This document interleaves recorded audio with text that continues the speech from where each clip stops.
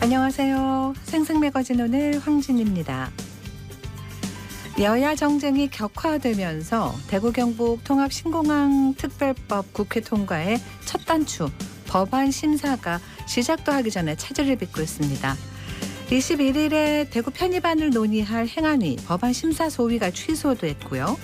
이어서 오늘 열기로 한 국토교통위 통합신공항 특별법 관련 소위도 취소됐는데요.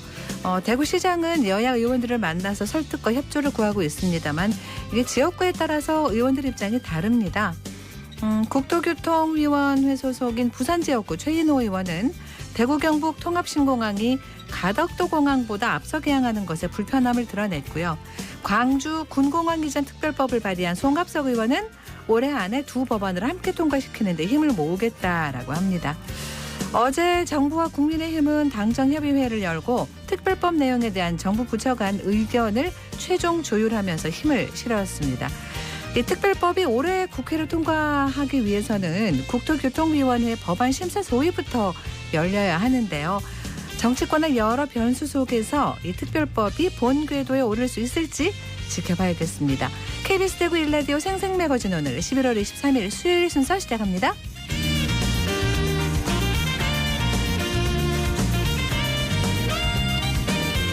생생매거진 오늘은 대구와 경북 장민 모두가 함께하는 시사정보 프로그램입니다. 오늘도 청취자 여러분 곁에 한 걸음 더 가까이 다가갑니다. 안동, 포항, 울릉 연결해서 날씨와 소식 전해드립니다. 안동입니다. 오늘 경북 북부 지역 아침만 해도 흐렸는데 이제 구름이 걷히고 맑은 하늘 드러나고 있습니다. 경북 북부 지역의 비는 대부분 오전에 그치겠지만 경북 북동 산지에는 여전히 호우주의보 내려져 있는 상태인데요. 강한 비가 내리는 지역에서는 낙엽으로 인해서 배수가 원활하지 못해서 침수가 발생할 수 있으니까 피해 없도록 유의하셔야겠습니다. 오늘 기온은 평년보다 높겠지만 내일과 모레 아침 기온은 평년보다 3에서 8도가량 낮겠고 추워지는 날씨에 면역력 관리 잘 하셔야겠습니다. 모레는 경북 내륙을 중심으로 0도 이하가 되면서 겨울 추위가 시작되겠습니다. 의성군이 유해 야생동물로 인한 농작물 피해를 방지하고 아프리카 돼지열병 확산 차단을 위해 동절기 유해 야생동물 피해 방지단을 오는 12월부터 내년 3월까지 운영합니다. 이번 동절기 피해 방지단은 관내 모범 수렵인 30명으로 구성하며 21일부터 22일까지 의성군 환경과에 방문해 신청할 수 있습니다. 계획 인원을 초과하는 경우에는 오는 23일에 오늘이죠. 오후 3시에 추첨을 통해 선정합니다. 구성된 피해 방지단은 주거 인접 지역에서의 주의사항과 총기 사용에 대한 안전수칙 등의 교육을 받고 활동을 시작하고요. 야생 멧돼지 개체수 감소를 위해 멧돼지를 중점적으로 포획하고 유해 야생동물로부터 농작물 피해를 입은 주민이 읍면사무소에 신청하면 출동해서 야생동물을 포획하는 활동을 하게 됩니다. 아울러 아프리카 돼지열병 차단을 위해 철저한 방역 관리를 해야 하고 멧돼지 포획 사체는 환경부 표준 행동 지침에 따라 안전하게 처리하는 것을 원칙으로 하고 있습니다. 안동에서 전해드렸습니다. 이어서 포항입니다. 지금 경북 동해안 대부분 지역 잠시 빗방울은 멈췄지만 이번 비는 오늘 밤까지 이어지겠고요. 앞으로 최대 80mm 이상의 비가 더 내리겠습니다. 동해 전해상에는 풍랑특보 발효 중인 가운데 너울성 파도까지 강하게 밀려들어서 해상 안전사고에 주의하셔야겠습니다. 오늘 낮 최고 기온은 15도에서 18도가 예상됩니다. 호우특보가 내려졌던 경북 동해안 지역에 지난 밤 사이 비 피해가 잇따랐습니다. 어제부터 오늘 오전 5시까지 울진군 북면에만 243mm, 영덕군 남정면 156.5mm, 포항시 장기면 150mm로 영덕과 울진 이 두 지역의 11월 강수량은 역대 최고를 기록했는데요. 포항에도 11월 강수량으로는 역대 세 번째로 많은 비가 쏟아졌는데 특히 낙엽이 배수구를 막으면서 도로 일부가 침수되는 등 곳곳에서 피해가 발생했습니다.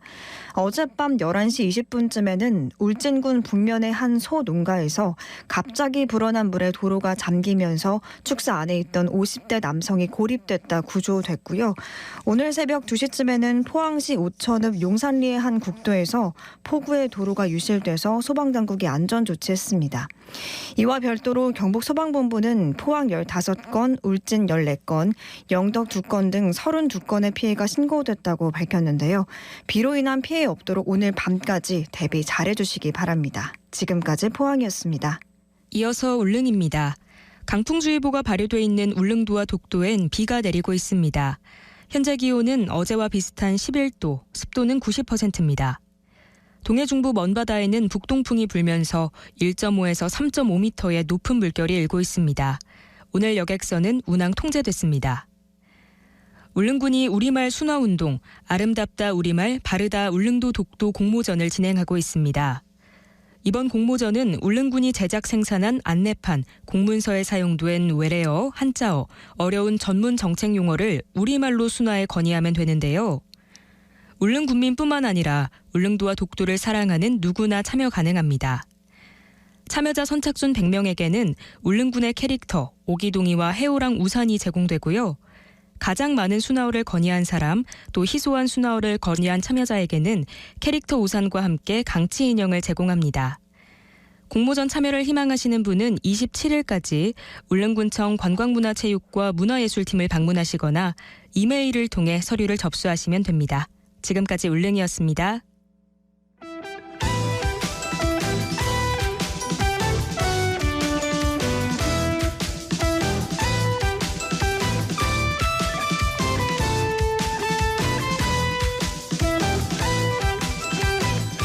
네, 오늘을 보는 키워드 뉴스 수요일에는 오마이뉴스 박정호 기자 함께합니다. 안녕하세요. 안녕하십니까? 네, 자, 첫 번째 키워드 뭔가요? 네, 첫 기자회견입니다. 네, 어제 그 이태원 참사 희생자 그 유족들이 처음 기자회견을 열었습니다. 그렇습니다. 어제 민주사회를 위한 변호사 모임 이 태스크포스 주최로 기자회견을 하고 네, 정부에 여러 가지 요구를 했는데요. 네네.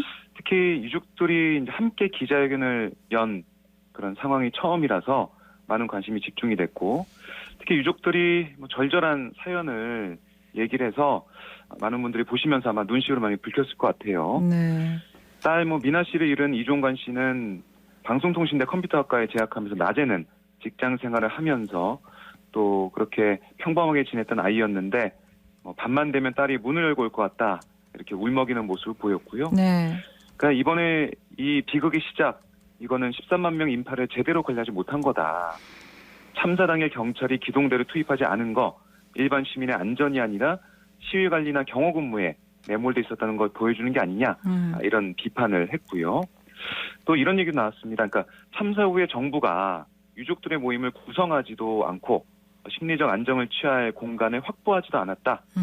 그리고 다른 유족들과 합동 봉안당을 만드는 것을 의논해보고 싶었는데 참사 17일 지나서야 수소문 끝에 유족 몇 분을 만날 수 있었다.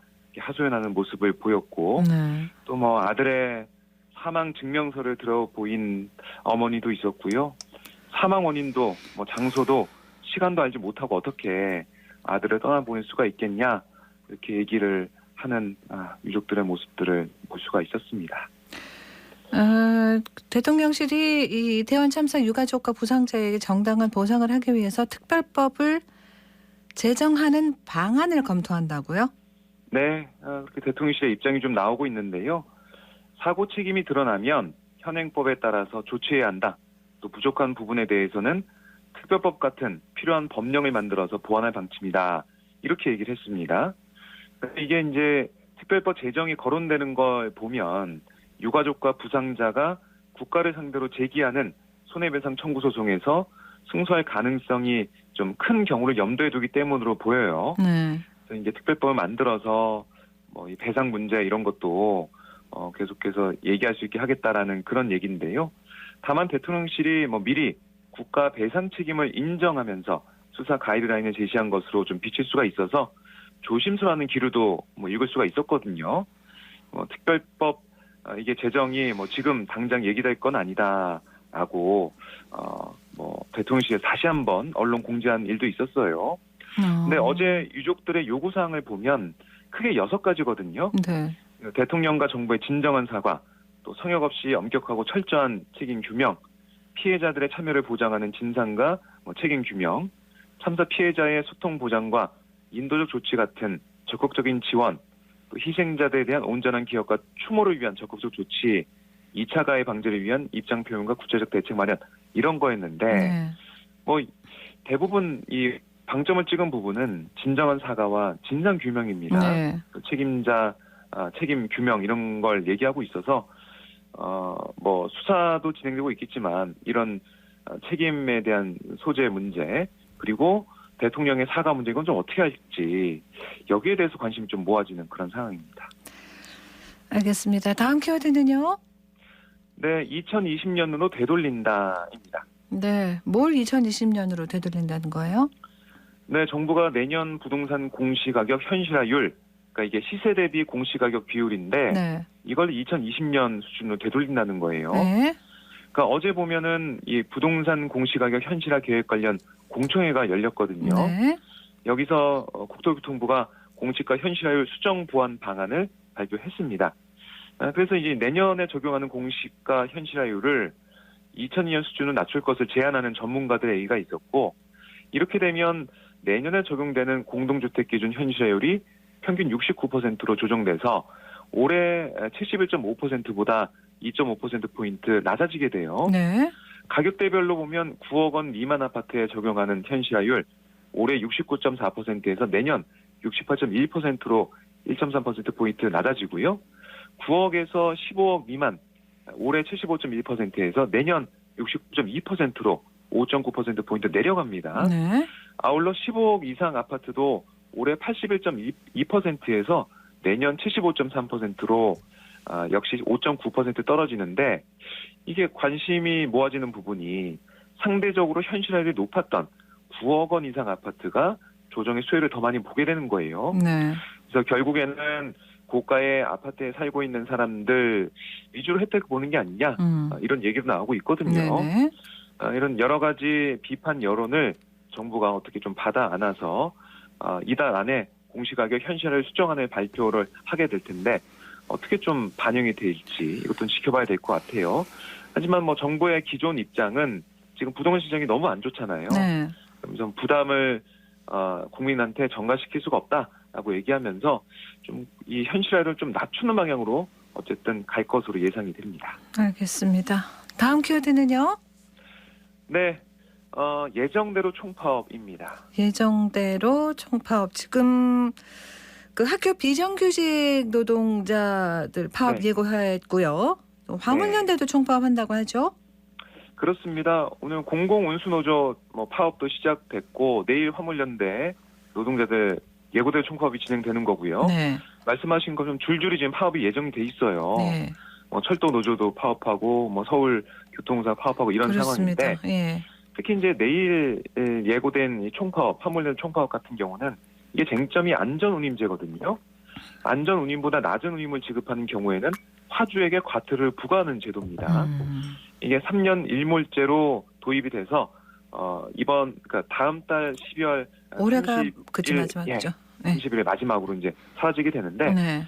이게 이러면 안 된다. 왜냐하면 6월에 사실은 총파업이 있었잖아요. 네. 8일 만에 중단이 됐는데 그때 이제 국회에서 안전운임제 개정안을 최우선으로 다루겠다 네. 이런 약속을 해서 파업을 접었는데 네. 그 이후에 제대로 된 논의가 없었다는 게 노조들의 주장이고요. 네네. 그러다 보니까 파업을 앞두고 부랴부랴 어제 당정이 3년 이 안전운임제 일몰 기한을 연장하는 방안을 추진하기로 했습니다. 네. 그런데 이 노조에서 주장해왔던 컨테이너와 시멘트에 적용되는 안전운임제 확대해라. 이거는 못 받아들인다는 게 당정의 그런 입장이에요. 그러다 보니까 화물연대는 제대로 당정이 논의도 하지 않았고 우리가 요구하는 것을 받아들이지 않는 상황이다. 결국에는 우리가 파업을 함으로써 우리의 입장을 관철시킬 수밖에 없다. 그렇게 얘기를 한 거거든요. 네. 그러니까 이 화물연대 얘기는 안전운임제가 안전도 지키는 거고 또 화물 기사들의 어떻게 보면은 최저임금 보장할 수 있는 보장이죠. 그런 그쵸. 수단이었는데 네. 이게 안 되는 건 말이 안 된다라고 주장하고 있습니다. 그래요. 그리고 이제 정부는 이 화물연대 불법 행위에 대해서 법과 원칙에 따라 단호히 대응하겠다 이렇게 얘기했습니다. 네, 이 당과 정부 어제 얘기를 들어보면 정당한 요구는 얼마든지 요구할 수 있다고 보고 협의할 수 있지만 네. 국민을 상대로 국가 경제를 볼모로 삼아서 대한민국을 멈추게 하는 어떠한 파업에도 정부는 용인할 수 없다. 이런 얘기를 하고 있습니다. 네. 또 이제 정부 국토부 2차관 엄영수 차관의 얘기를 들어봐도 이 불법 행위는 법과 원칙에 따라 엄정하게 대처하겠다 이런 얘기를 하고 있거든요. 네. 그래서 결국에는 또 이제 구속되는 노조원들이 생기고 또 강대강 대치가 이어지는 게 아니냐 이런 얘기가 나오고 있는데 이렇게 되면 결국 뭐 시멘트 업계를 비롯해서 당장 산업계가 피해를 봐요. 네. 특히 지금 12월 초 겨울을 앞두고 지금이 건설 업계에서는 그다음 정말 그야말로 초초성수기거든요. 이때 시멘트 공급에 차질이 빚게 되면 이 피해는 뭐 건설사도 있게 되고 여러 가지 이 건설 계획에 차질이 빚어지게 된다. 이런 주장을 또 업계에서는 하고 있습니다. 알겠습니다. 네, 다음 키워드는요? 네, 5등급 차량 운행 제한입니다. 네. 안 그래도 미세먼지 심할 때 이거 왜 차량 운행 제한하는 그거잖아요. 겨울철에. 맞습니다. 네. 그러니까 이게 국가 차원의 미세먼지 저감 대책에 따라 도입된 계절 관리 기간 운행 제한 제도 이게 2020년부터 서울 등 수도권 시작이 됐어요. 네. 그런데 올해는 대구시와 부산시로 확대가 되는 겁니다. 네. 그래서 이 제한 기한을 보면 다음 달, 그러니까 12월 1일부터 내년 3월 31일까지 4개월간 토요일과 공휴일을 제외한 평일 오전 6시부터 오후 9시까지 이게 적용이 되는 건데요. 예. 제한 대상을 보면 전국 배출가스 5등급 차량 가운데 저공해 미조치 차량 76만 3,733대가 해당이 됩니다. 그리고 이제 배출가스 5등급 차량의 저공해 조치 촉진과 시민 생계 보호를 위해서 배출가스 저감 장치 부착 불가 차량, 또 저공해 조치 신청 차량, 소상공인 소유 차량은 내년 11월까지, 또 기초생활수급자 차상위계층 소유 차량은 2027년 11월까지 단속을 유예하게 되는데요. 네. 대구에도 이제 적용이 되다 보니까 운전하신 분들이 좀 경각심을 가지고 그렇습니다. 좀 봐야 될 것으로 좀 보입니다. 확인 잘 해봐야 되겠습니다. 그렇습니다. 네, 마지막 키워드 하나 보죠. 네, 가계비 또 사상 최대입니다. 네, 매번 사상 최대입니다. 얼마나 늘었어요? 그러니까 이게 지난 3분기 전체 가계 신용 이 빚이 1,870조 원을 넘어섰어요. 네, 계속해서 늘어나고 있는 그렇습니다. 상황인데요. 예. 물론 주택 거래가 뜸하고 금리까지 오르면서 대출 잔액은 좀 다소 줄었지만 코로나19 사회적 거리두기 해제 이후에 소비가 늘어나면서 결제 전 카드 대금이 2조 넘게 급증해가지고 이렇게 또 역대 최대 기록을 갈아치우게 됐는데요. 네, 빚이 계속 늘어나게 되면 이게 이자 부담이 커지거든요. 그러니까요. 여기에 대한 각 가구에서 좀 심각하게 좀 보시면서 빚에 대한 여러 가지 계획을 좀 세우면서 현명한 소비 이것도 좀 필요해 보이는 상황입니다. 알겠습니다. 오늘 여기서 마무리할게요. 고맙습니다. 네, 고맙습니다. 네, 수요일 키워드 뉴스 오마이뉴스 박정우 기자와 함께했습니다.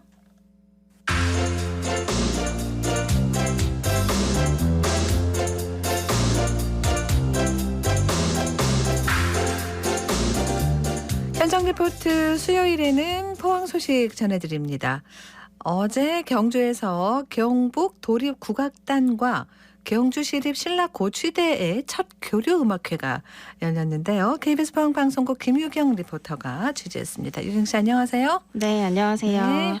네, 어제 경주 예술의 전당 화랑울 7시 30분에 이 경상북도 도립국악단과 경주시립 신라고취대의 첫 교류음악회가 열렸는데요. 한 무대에 100여 명이 한꺼번에 올라가서 공연하는 게 정말 어려운 일이라서 네. 보기 쉽지 않은 규모의 대규모 공연이었습니다.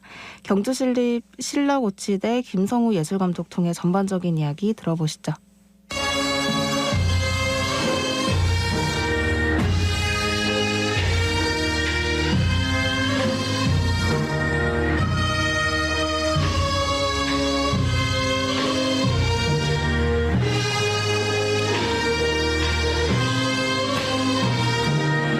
예, 안녕하세요. 예, 경주시립 신라고취대 예술감독 김성우라고 합니다.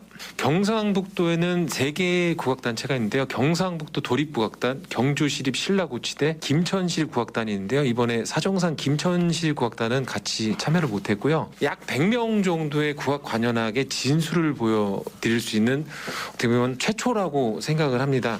상생으로 정한 이유는 같이 동방 성장을 할 수 있는 시작의 의미로 상생이란 제목으로 첫 교류 음악회를 준비했습니다. 경주시립 신라고취대에서는 신라 문화랑 가장 어울리는 국악관현악 화랑, 그다음에 그 지하철 음악으로 유명한 얼씨구야, 그다음에 경기, 서도, 민요, 메들리로 구성을 했고요. 경북도립국악단은 김일구류 아지행산조 협주곡, 그다음에 남상일 씨와 사랑가, 흥타령, 희망가로 준비를 했고요. 국악관현악 휘천이라는 곡이 있는데 이 휘천이라는 곡은 2021년 대한민국 작곡상 수상작으로 아마 타 지역에서도 듣기 어려운 국악관현악의 진수라고 할 수 있는 곡입니다.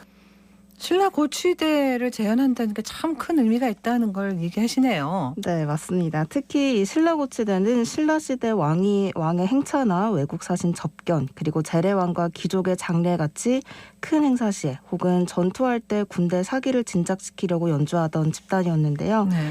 현재까지는 신라 음악에 대한 제대로 된 고증이나 재현이 없었는데 이번에 거의 최초로 무대를 통해 재현이 이루어졌다고 합니다. 네. 프로그램은 1부와 2부로 구성이 됐었는데요. 1부 오프닝은 경상북도 도립국악단 사물팀 공연인 문굿으로 시작됐습니다. 이 문굿은 연주자들의 심령을 모아서 대막의 문을 열어서 우리들 가슴 속에 깊은 액을 풀어내며 모두가 하나 되어 연주하는 광대들의 한바탕 놀이였는데요. 이번에는 가야금 파트장 이정원 씨와도 이야기 나눠봤습니다. 들어보시죠. 안녕하세요. 저는 경주시립예술단 신라고치대의 단무원이자 가야금 파트장을 맡고 있는 이정원이라고 합니다. 매일 연습할 수 있는 여건은 아니라서요. 저희가 최대한 짧은 시간 안에 마음을 합치기 위해 노력을 하고 있습니다. 빠른 음악을 요하는 부분이 많아서요. 아무래도 이 손가락을 빨리빨리 돌리는데 아주 힘이 듭니다. 준비할 시간이 많지는 않았거든요. 10월, 11월에 경주에 행사들이 좀 있어서 그 행사를 참여하느라 저희가 이 연주를 위해 준비할 시간이 적었기 때문에 그 짧은 시간 안에 큰 성과를 이뤄내는 데 집중하기 위해서 그런 부분이 좀 힘들었고 그 짧은 시간 안에 단원들이 마음을 합쳐서 하나의 음악으로 완성됐을 때 제일 뿌듯했습니다. 이번 공연은 1부, 2부로 나눠지는데요. 1부는 경주시립신라고치대 예술감독님인 김성우 감독님이 2부는 경상북도 도립국악단의 상임 지휘자이신 박경현 감독님께서 지휘를 하시고요. 연주는 경주시립 신라고치대와 경상북도 도립국악단 단원들이 전체 함께합니다. 아무래도 이런 대규모 인원이 올라가는 연주가 잘 없거든요. 그래서 풍성함을 느낄 수 있다는 게 이 공연의 포인트일 것 같습니다. 교류음악회라는 공연이 흔하지 않은 공연이라서 이런 풍성함을 느끼기에도 좋은 공연이고 전통음악뿐만 아니라 현대음악이 함께하는 공연이라서 오시면 국악의 진수를 느낄 수 있을 겁니다. 그래요. 경주시립 신라고추대가 활동한 게 언제부터인데요? 신라고치대는 2016년 신라문화유산연구원에서 만들어져서 2017년에 경주시립으로 승격이 됐고요. 초대 감독인 한상일 감독님을 거쳐서 지금 4대 김성우 감독까지 이어지고 있습니다. 네. 그리고 이 고치대 행렬 퍼포먼스뿐만이 아니라 전통음악부터 현대 창작음악을 연주하는 국악관현악단으로서의 면모를 갖추고 있고 많은 행사를 통해서 시민들에게도 다양한 모습을 보여주고 있습니다. 네. 마지막으로 들어보시죠. 일단 12월에 정기 연주회가 있고요. 그리고 지금 겨울에 저희가 많이 준비해서 내년에는 아이들을 위한 음악회, 그다음에 시민들을 위한 음악회, 그다음에 그 새로운 신라 컨텐츠를 지금 제작을 하려고 준비 중에 있습니다. 그리고 가장 지금 내년에 큰 사업으로는 신라의 그 컨텐츠를 제작을 해서 음원 발표를 할 계획입니다. 허나가라는 곡을 저희가 위촉을 받아서 그 곡을 녹음을 해서 온라인상에 지금 뭐 벅스나 멜론에 이런 사이트에 띄우려고 합니다. 관람 포인트는 일단 전국적으로 100명 정도의 그 연주자와 무대에 올라가는 게 흔히 볼 수 없는 특징이고요. 그리고 이번 연주에서 가장 특징적인 거는 국악 관현악의 정수라고 할 수 있는 곡과 재밌는 곡, 그다음에 대중적인 곡, 그다음에 다양한 곡들이 있기 때문에 누구나 처음 이 공연을 보셔도 재밌다, 흥이 난다라고 하실 수 있는 공연이라고 생각합니다. 바람이 있습니다. 만석을 넘어서 입석까지 꽉 관객들이 차는 희망이 있습니다. 감사합니다. 네. 네, 오늘은 경상북도 도립국악단과 경주시립 신라고치대 교류음악회 상생 소식 전해드렸습니다. 앞으로도 많은 교류음악회들이 개최되면 좋겠습니다. 그래요. 잘 들었습니다. 네, 고맙습니다. 네, 포항의 김희경 리포터였습니다.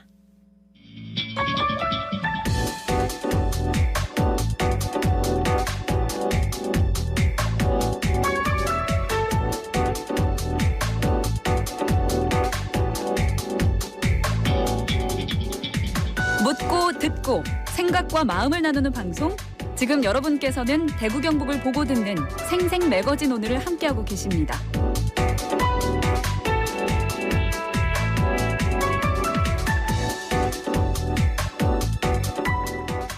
도시철도를 운영하는 전국의 지자체들이 무임승차로 발생하는 손실을 더 이상은 버틸 수가 없다 하면서 다시 한번 국비 지원을 촉구했습니다. 무임승차로 인한 전국의 철도 경영기관 누적 적자 비용이 24조 원이라고 하는데요.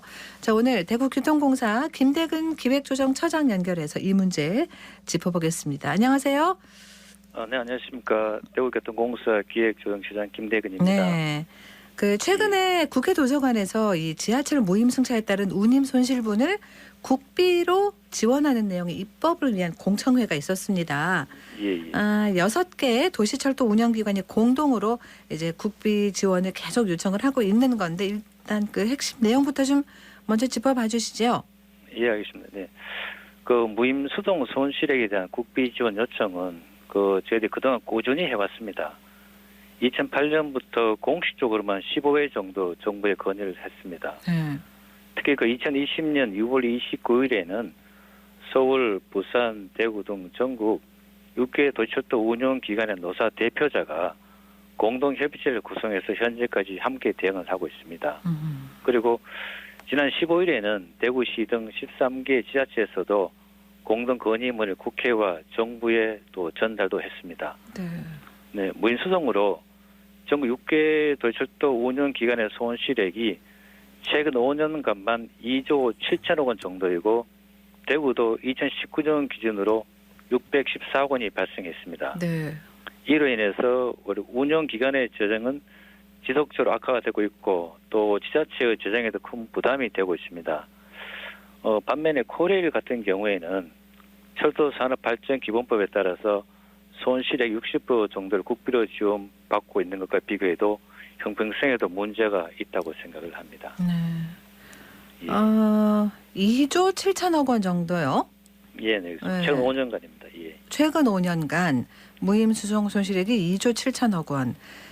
일단 65세 이상 노인 그리고 장애인을 대상으로 한 게 무임승차 제도잖아요. 예, 그렇습니다. 예. 그럼 이 제도는 언제 도입된 거예요? 무임승차 제도는 1984년에 대한노인의 건의로 정부에서 노인복지법을 제정하면서 시행이 되었고 이후에 장애인 국가유공자 등으로 확대가 되었습니다. 구체적인 무임승차 대상자는 관련법에 따라서 65세 이상 노인, 장애인, 국가유공자, 독립유공자, 5.18 유공자, 특수임무 유공자가 되어 있습니다. 그리고 관련 법이 6개가 있습니다. 네. 노인복지법, 장애인복지법, 국가유공자 등 예우 및 지원에 관한 법률, 독립유공자 예우에 관한 법률, 5.18 민주유공자 예우에 관한 법률, 특수임무 유공자 예우 및 단체 설립에 관한 법률입니다. 네. 이 대구교통공사만 보면요. 네. 대구교통공사의 도시철도 무임 수송 비율, 또 손실, 또 다 이렇게 나오죠? 네, 나오고 있습니다. 네. 네, 우리 공사 무임 수송 비율과 손실은 코로나 이전인 2019년 기준으로는 일평균 13만 5천 명으로 일평균 전체 수송 인원이 전체 수송 인원이 45만 9천 명 대비 29.3%를 차지하고 연간 손실액은 614억 원이었습니다. 네. 그러나 코로나 이후에는 2020년에는 연간 416억, 그리고 2021년에는 연간 459억 원으로 손실이 발생하였습니다. 통계에 따르면은 우리나라는 2017년에 65세 이상 노인 인구가 총 인구 대비 14%로 고령 사회를 진입했고 올해 8월에는 17.7%를 차지하고 있습니다. 그리고 2025년 이후에는 노인 인구가 20%를 넘어서 초고령 사회를 진입할 것으로 전망이 되고 있습니다. 또 앞으로도 65세 이상 노인 인구의 지속적인 증가로 무임 수동 인원과 손실액도 같이 증가할 거 그렇게 예상이 됩니다. 그동안 이 도시철도 무임승차 손실에 대해서 국비 지원 해달라고 지속적으로 요청을 하고 있잖아요. 네, 그렇습니다. 근데 정부는 이제 수용을 안 하고 있다는 말이죠. 예. 네.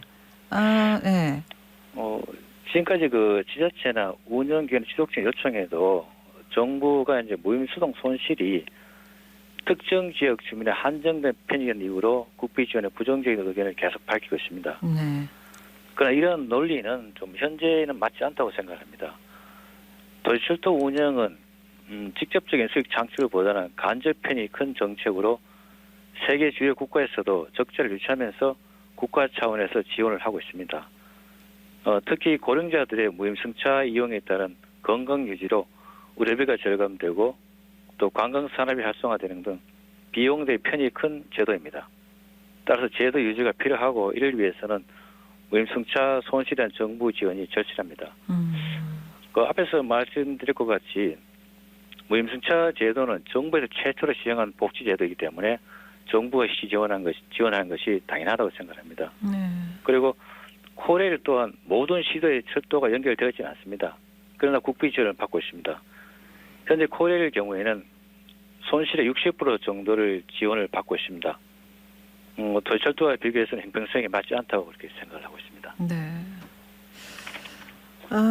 도시철도 무임승차뿐 아니라 사실 코로나19가 와서 수송 인원이 줄어가지고 사실은 적자 요인이 더 커졌다. 이렇게 예, 또 얘기하잖아요. 네네. 그러면은 이제 그 수송 인원으로 봐선 좀 승객 수 좀 회복되나요? 어떻습니까? 수송 인원이 2019년 일평균 한 45만 9천 명이었는데 네. 코로나 발생 이후인 2020년에는 일평균 30만 1,000명, 그리고 21년도에는 일평균 33만 5천 명으로 감소를 하였습니다. 네. 다만에 이제 올해는 사회적 거리두기 해제 등으로 일평균 35만 6천 명 정도로 점차 증가하는 추세입니다. 또 우리 공사는 수송 증대 및 회복을 위해서 매월 22일을 도시철도 이용의 날로 지정하여 운영을 하고 있고 네. 역세권 도시철도 이용 홍보도 강화하고 3호선 이벤트 열차 재개 등 다양한 도시철도 이용 정책을 추진하고 있습니다. 시민 여러분께서도 안전하고 편리한 도시철도를 많이 이용해 주시길 부탁드립니다. 네. 근데 지속적으로 이렇게 그 국비 지원을 요청하는 거는 이유가 있어서인데 네네. 이거를 하려면은 어떻게 법 개정이나 이런 법안 마련을 해야 되면 결국은 국회를 움직여야 되는 거잖아요. 네, 그렇습니다. 예, 그 부분은요. 현재 무임 손실 국비 지원에 관한 도시철도법 개정안이 국회 국토위원회 법안 소비에 지금 계류 중입니다. 네. 관련 법을 통과시키기 위해서 저희들이 그동안 2020년부터 지역 국회의원 방문, 또 국회 시민 토론회 개최, 또 국회 예산 결산위원회 간사 방문 등을 추진했고 네. 올해 초에는 여야 대선 후보 캠프를 방문해서 지원을 요청하기도 했습니다. 그리고 이달 11일에는 국회의원들 공동으로 무임 손실 국비 지원 입법을 위한 공청회를 국회 도산에서 개최하기도 하였습니다. 네. 향후에 코레일처럼 국비 지원될 수 있도록 최선을 다하겠습니다. 또 지속적인 협조와 관심도 부탁을 좀 드립니다. 네. 그래서 이제 지금 분위기로 봐서 좀 어떻다라는 어떤 거는 있잖아요. 어떠세요? 말씀하신 대로 국비 지원 여부에 대해서는 관련 법을 개정해야 되고 또 정부를 설득해야 되는 다방면의 노력을 해야 됩니다. 그런데 그동안 정부 스탠스로 볼 때는 쉬운 사항은 아니라고 생각합니다. 그러나 현재 여야 국회의원들이 지원을 하고 있고 또 대구시 등 지자체 그리고 또 우리 공사 등 운영기관들이 모두 합심해서 최선을 다하고 있습니다. 그리고 또 원래 국토교통부에서 최초로 무임 손실 관련 제도 개선 방안에 대한 연구 용역도 실시하고 있어서 네. 또 기대감도 가지고 있습니다. 알겠습니다. 예. 대구교통공사가 대구시의 보조금 지원을 받고 있잖아요. 근데도 이렇게 적자가 커지는 거는 사실은 무임승차 손실도 있을 것이고 코로나 영향도 있을 것이고요. 혹시 네. 다른 문제가 있는 건 아닌가요? 네, 우리 공사가 대구시로부터 매년 2천억 정도 재정 지원금을 받고 있습니다. 네. 대구시 재정 지원금이 계속 증가하고 있는 상황인데 무임 수동 손실이라든지 수동 인원 감소 또 시설 노후에 대한 투자 등으로 적자가 계속 증가하고는 있습니다. 네. 이 외에도 평균 운임이 수송공과의 한 20% 내외라는 구조적인 문제도 있습니다. 네. 2019년 기준으로 보면은 1인당 운임이 1,250원인데 무인 수동 증가로 실제 평균 운임은 721원입니다. 그래서 이제 수당 원가가 2,725억 원인데 이거 대비해서 한 26.5%에 불과한 수준입니다. 네. 그리고 또 코로나 이후에는 이 수송 인원 감소로 평균금리 더욱 좀 떨어지고 있습니다. 이런 적자를 줄이기 위해서 저희들은 자구체를 마련해서 끊임없이 노력은 하고 있습니다. 조직과 인력을 효율화하고 또 예산을 초긴축적으로 운영을 하고 있고 또 광고 임대라든지 기술 특허를 개발을 통해서 부대 수익도를 증대시키고는 있습니다. 예. 자, 이 누적 적자가 심해나는 건 참 큰 걱정인데 가장 심각하게 보는 거는 뭘까요? 저희 단기순 손실이 2017년에서 2019년까지는 감소 추세였습니다. 그러다가 이제 코로나 때 오면서 다시 증가하고 있는 상황인데, 네. 우리 공무원 시장이 악화되고 있고 또 대구시 저희에게 부담을 주고 있는 실정인데, 또 더욱이 우리 대구 도주택 1호선이 도입된 지가 25년이 지났습니다. 네. 그래서 차량 등 각 노후 시설에 대한 투자가 좀 필요한 상황입니다. 이런 안전 투자 비용이 증가되다 보니까 저희들이 이중고를 겪고 있는 그런 상황입니다. 네. 자, 재정적으로 힘든 상황이긴 합니다. 근데 또 우리 지역민들 같은 경우는 이 도시철도는 좀 더 연장되기를 사실 바라잖아요. 네, 그렇습니다. 네. 최근에 이 도시철도 3호선 연장 얘기 나오던데 이거는 가능한가요? 네, 간략히 좀 설명을 드리겠습니다. 네. 3호선 범물동에서 신서 혁신도시까지의 연장 건설 사업은 2015년 12월에 기획재정부의 예비 타당성 조사 대상 사업에 선정이 되어 진행이 되었으나 경제성 미흡으로 2017년 12월에 사업이 보류되었습니다. 네. 이후에 이제 대구시에서 사업을 다시 추진하기 위해서 2019년에 3호선 연장 경제성 향상 방안 연구 용역을 착수했습니다. 네. 이 연구 용역 시에 계획 노선 주변에 대구 대공원이라든지 연업 공공주택지구 등 개발 사업 수요를 반영했으나 경제성 부족으로 지금 현재 재검토가 좀 필요한 상황입니다. 네. 그래서 대구시에서는 향후에 도시철도망 구축 계획에서 노선이라든지 경제성을 종합적으로 다시 이렇게 검토할 예정입니다.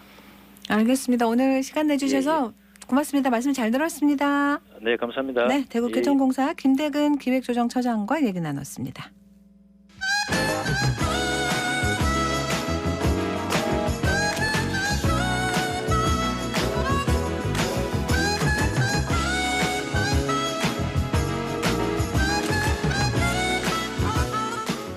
더 나은 대구를 위해 고민하고 행동하는 시민들을 만나는 시간입니다. 답은 공익과 공동체 답공공. 오늘은 대구시 사회적경제지원센터 이현승 팀장 함께합니다. 어서 오세요. 안녕하세요. 네, 오늘은 어떤 기업 소개해 주시게요? 네, 오늘은 디자인 회사이면서 카페와 케이터링도 운영하시고 수공예품과 제품도 개발해서 판매하는 다재다능한 기업, 사회적 기업 주식회사 지웍스를 소개하려 합니다. 지웍스군요. 맞습니다. 오랜 시간 편집 디자인, 아트 디렉터 등의 디자이너로 살아온 대표가 특별한 목적을 가지고 시작한 기업인데요. 네. 140만 명 그리고 42.8%를 위해 다양한 사업을 구상하고 운영하고 있습니다. 방금 숫자 말씀하신 건 뭘지 140만 명? 42.8%를 위해서 뭔가요? 네.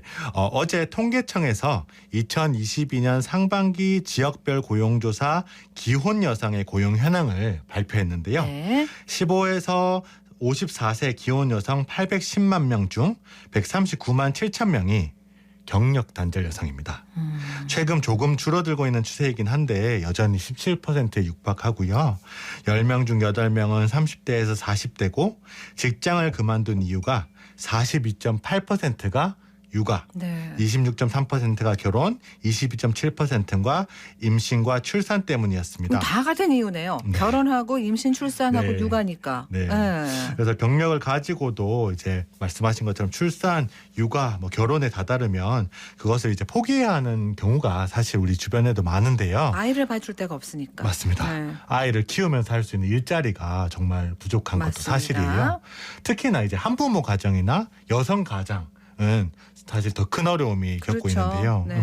변수영 대표님은 일과 육아를 동시에 해야 하는 여성들에게 아이를 키우면서도 일을 할 수 있는 직장, 일과 육아의 삶의 비중이 같을 수 있는 곳을 만들기 위해서 지웍스를 시작했습니다.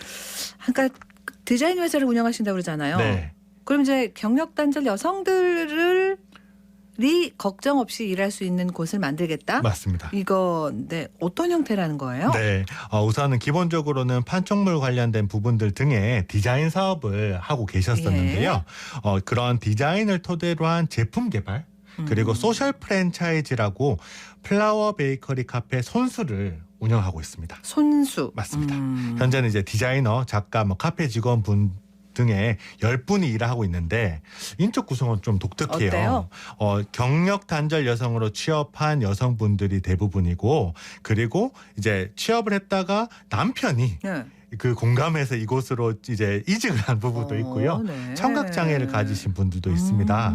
이제 모두가 즐겁고 행복하게 아이를 키우면서 일할 수 있는 직장이라는 지향점에 공감을 하고 아니 그럼 아이가 같이 오는 맞습니다. 필요할 경우에는 네. 아이와 함께 출근하기도 하고요. 서로 돌봐주기도 하고 필요시에는 요즘엔 재택근무를 활용하기도 네네네. 하고 다양한 근무 환경을 하고 그렇군요. 자, 네. 그럼 주식회사입니다. 그것도 맞습니다. 지웍스 대표 얘기 좀 듣고 올게요. 그 오프라인 매장에서는 베이커리나 플라워나 카페를 만들기도 하고 때로는 필요한 경우에 이제 한정적으로 수업도 가능하고 창업을 도와드리기도 하고 이럴 수 있는 오프라인 공간인데 브랜딩 전체의 손수로 봤을 때는 이 손수는 여성들의 일거리를 만드는 브랜드예요. 그래서 매장에서 저희가 카페와 상관없는 카페에 왜 이런 것들이 있지 싶은 제품들이 있어요. 예를 들어 프리저브드로 만들어낸 디퓨저라든지 꽃차라든지 프리저브드로 만들어낸 뭐 여러 가지 다양한 제품들 이런 것들이 있는데 그런 것들은 저희가 집에서 나오지 못하는 여성들한테 맡겨가지고 그 일거리를 만들어서 매장을 통해서 또 온라인 스토어를 통해서 판매하고 이런 제품들이 많아요. 그래서 눈에 보여지는 매장은 작고 동네에 있는 그런 카페이지만 사실은 손수라는 브랜드는 세상에 흩어져 있는 많은 여성 가장들의 손을 통해서 만들어진 제품들이 판매되어지고 보여지는 브랜드이고 더 많은 여성들의 일거리, 일자리 그리고 아이와 함께 자립할 수 있는 무언가를 만들어내는 브랜드라고 보시면 될 것 같아요. 근래에 저희가 조금 더 포괄적으로 발달장애인 아티스트들과 함께하는 제품들을 기획 중에 있고 프로토타입이 나와 있거든요. 그래서 지웍스라는 회사는 단순하게 디자인을 하는 회사라기보다는 필요한 영역에 있어가지고 필요한 것들을 만들어주는 곳이라고 보시면 될 것 같아요. 그래서 아이를 키우는 여성들이 일을 할 수 있도록 그 시간, 공간 이런 것들에 대한 제약을 다 넘어서 그들이 자립할 수 있는 것을 만들어주는 것 그리고 발달장애인들 중에서도 새로운 어떤 직무, 새로운 삶의 어떤 것들을 만들어주는 일 이런 것들을 하는 회사라고 설명을 드릴 수 있을 것 같아요. 그러니까 물을 떠먹여주는 것도 좋긴 한데 네. 물가에 데리고 가서 어떻게 하면 물을 먹을 수 있는지를 가르쳐 주는 것도 아주 네. 중요하다. 맞습니다. 그런 그 깊은 뜻으로 시작을 하신 거네요. 네. 카페 이름도 손수 예쁘고 그러니까 뭐 여느 카페랑은 다르겠네요. 네. 손수는 이제 유라동 대구 안심타운 쪽에 위치하고 있는데요. 네. 음료를 마실 수 있는 공간이면서도 한켠에는 직접 만드는 블렌딩 꽃차, 커피 드립백 등을 판매를 하고 예. 프리저브드가 예쁘게 DP가 되어 있는 아까 그런 디퓨저도 뭐 공간입니다. 있다고 맞습니다. 그렇게 얘기를 하셨습니다. 네. 근데 우리가 그냥 카페라고 하면은 네. 그냥 카페라고 하면 그냥 뭐 차 마시고 뭐 커피 마시고 이런 네. 공간이다라고만 생각을 하는데 네, 좀 제한적이다 이렇게 생각을 하잖아요. 네. 네. 근데 안 그런가 봐요. 네. 사실 정말 고민을 많이 하셨다고 해요. 그래서 단순한 카페만이 아니고 네. 부가가치가 있는 제품들을 판매를 같이 하려고 노력을 많이 하고 있습니다. 네. 그래서 대표가 지역의 화훼 농가에서 판매 시기를 놓친 꽃들은 버려지는데 그러한 버려지는 꽃들이 아니라 생생할 때 특수 가공을 해서 3년 이상 생화 품질로 유지되는 프리저브드 플라워도 만들고 있고요. 네네네. 팔공산 왕건 사과를 활용해서 팔공 왕건 사과빵 그리고 반야월 연근을 활용한 반야월 세트 네네. 그리고 밤으로 만든 유라동 이름을 딴 유라동 세트와 같이 지역의 특징을 살린 시그니처 베이커리 제품도 함께 만들고 있거든요. 그렇군요. 네, 그래서 이제 지역의 이야기를 제품으로 풀어나가는 로컬 크리에이터로서의 역할도 수행한다라고 생각하시면 될 것 같고요. 네네. 무엇보다 이러한 꽃 베이커리, 커피로 구성된 정기 배송 서비스도 운영을 하고 있어서 이런 콜라보들을 통해서 말씀하신 것처럼 단순히 카페가 아니라 네네. 지속적인 판매와 저희 그것들을 할 수 있도록 사업을 구상하고 있어서 여성 가장들에게 지속적이고 안정적인 환경을 제공하기 위해서 현재 고민을 많이 하고 있습니다. 그건 것 같아요, 그죠? 네. 여성 가장들에게 지속적이고 안정적인 맞습니다. 네, 환경을 제공해 주는 게 목적이다. 자, 그럼 이곳에서 일하는 직원들 얘기도 한번 들어보고 오죠.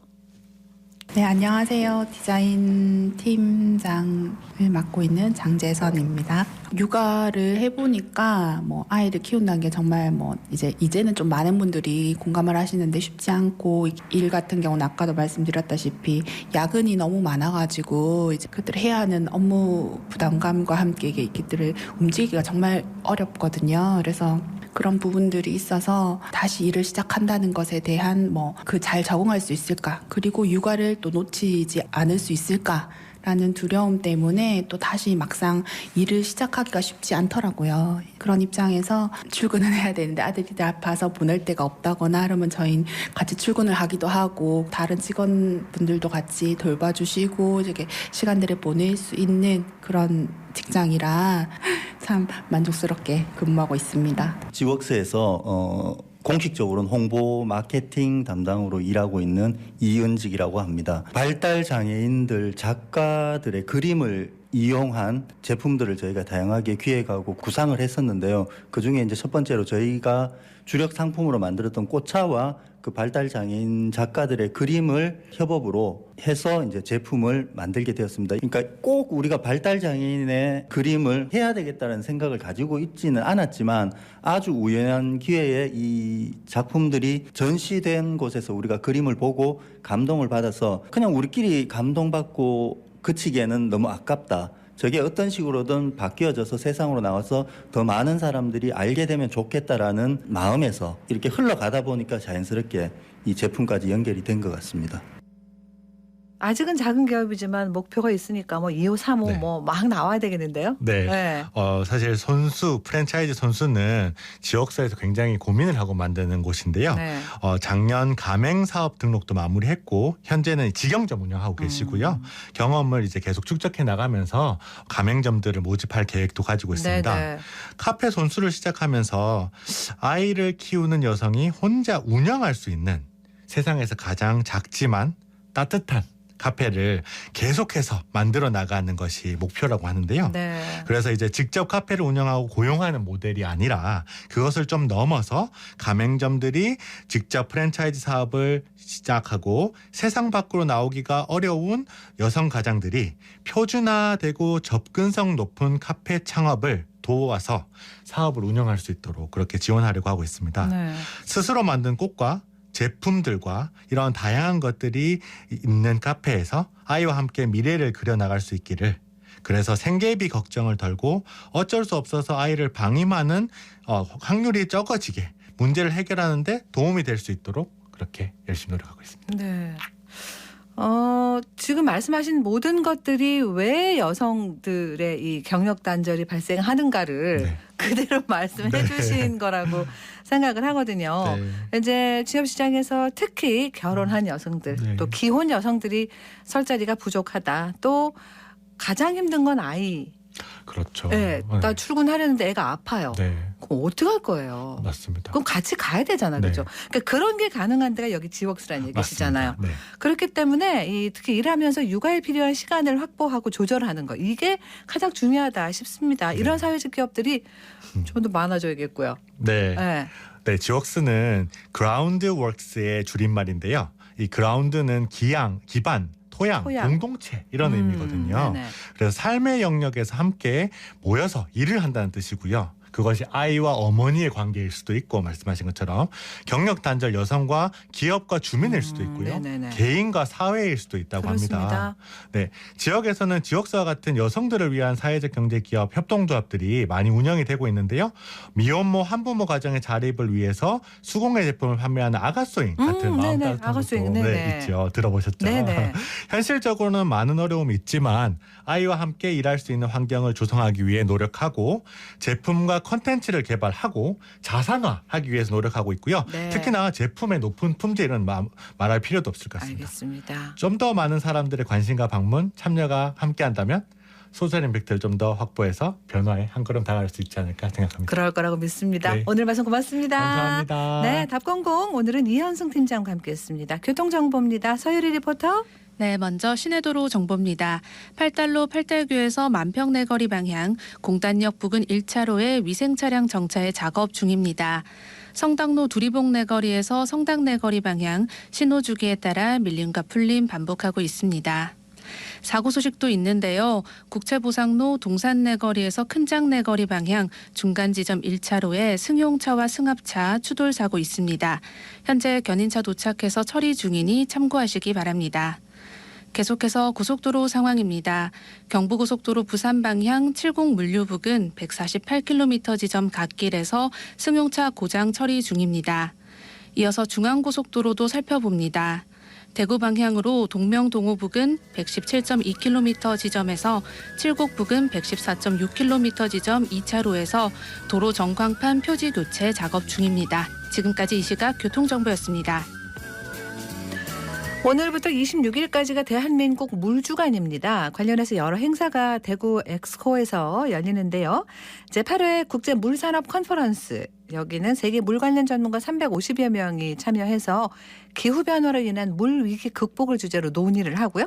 2022 세계 물도시 포럼도 열립니다. 그리고 시민 토론회, 토크 콘서트 이런 시민 참여 행사도 많으니까 물 문제 또 기후 위기 대비를 함께 생각해보는 소중한 시간이 되면 좋겠습니다.